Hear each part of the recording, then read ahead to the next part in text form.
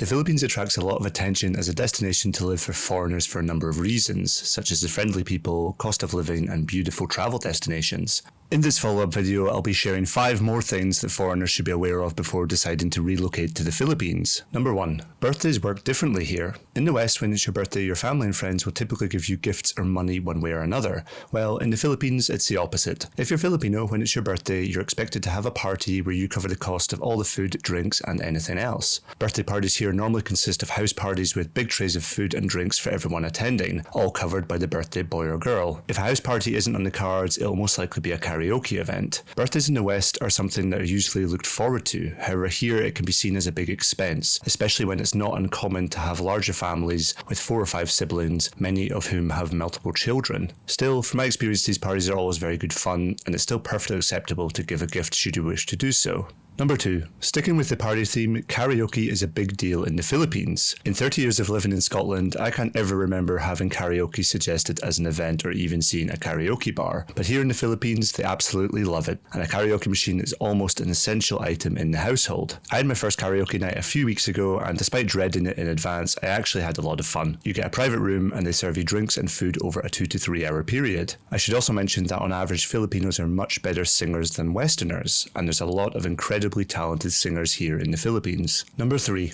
A lack of manners. Being from Scotland, we're very big on manners in general. If you Google who is the most polite country in the world, Scotland sits at number 6 in the global rankings, and most other Western countries have a similar attitude of being polite. Don't get me wrong, I'm not saying manners don't exist here. Filipinos are generally very friendly and polite, but there's definitely certain things that we consider polite that haven't fully made it to the Philippines, and this can get similar to road rage, where a very small thing can boil your blood and make you angry. To give a few examples, queue jumping is very common here.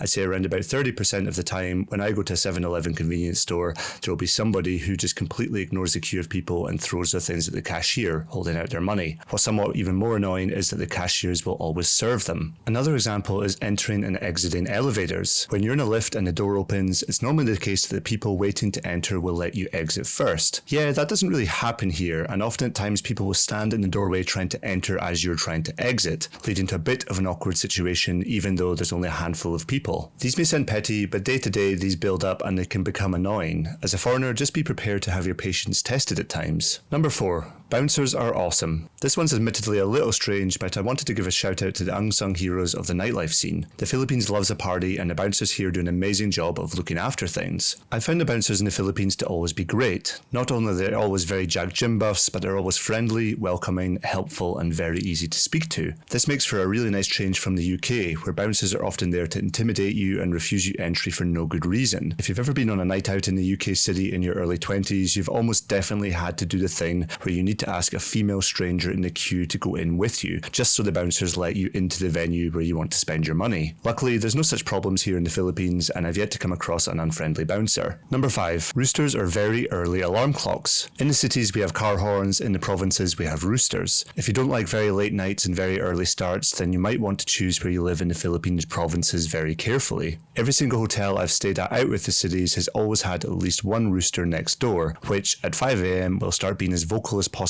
for hours on end. Combined with karaoke until 3 in the morning, this means you might find yourself having a very difficult time sleeping, depending on how well you can sleep through these things. I recently saw a post in an expat group of a foreigner who built a house in the province. He's only been there 3 months and he's already looking to sell his home because he can't stand the noise. Poor planning on his part. If you are going to live the more affordable province lifestyle, it's worth keeping in mind that having a family keeping roosters nearby will mean you're going to be waking up very early every single day. Choose your plot carefully.